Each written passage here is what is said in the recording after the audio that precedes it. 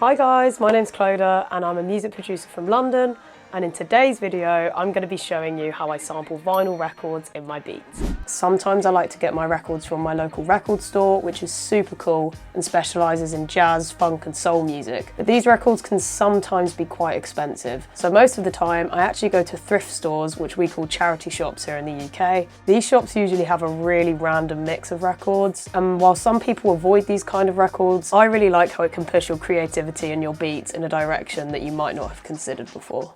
I connect my record player to my laptop through an audio interface with two RCA cables.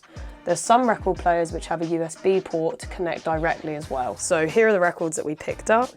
We've got John Williams and Friends, not the film composer, Pieces, Julian Lloyd Webber, London Symphony Orchestra, Summer Sambas, and a 1,000-voice Welsh choir from the Royal Albert Hall in 1969. So let's have a listen and see what we can find. So to start off, we're going to listen to this Welsh choir and see what we've got.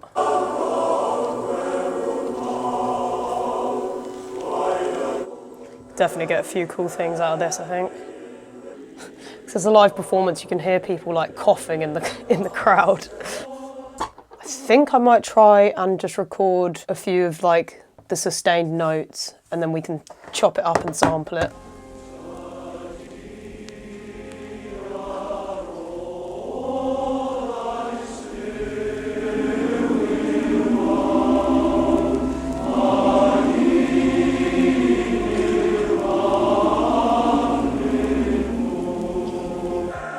I think that should be enough. I'm thinking a drill beat. Quickly put it into Quick Sampler.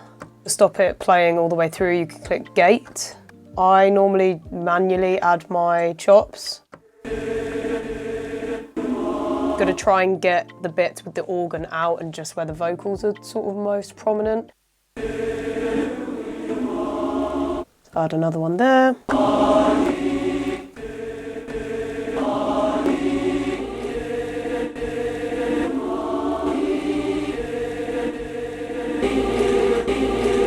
You can still hear the cough. I might keep it in. Cool, so I think I've got a pattern, so I'm going to try and lay it down now.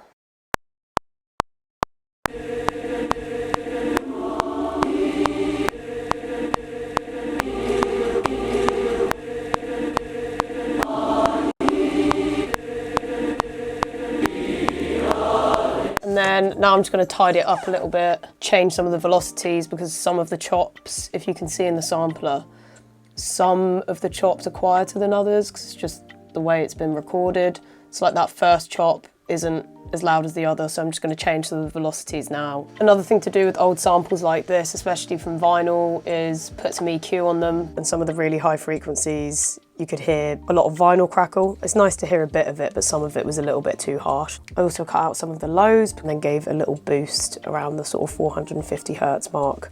I also put on a compressor, also some reverb. I used chroma verb. The vocal chamber setting sort of gives it a bit more airiness, sort of a bit more wideness, so yeah, I really like that. I don't like to do too much to vinyl samples, it's not perfect, but that's what I like about it. It sort of gives you like a vintage feel, and you don't have to mess around with it too much, just sort of cleaning it up rather than completely changing the sound of it. I'm going to try and put this in a beat. Let's see what it sounds like.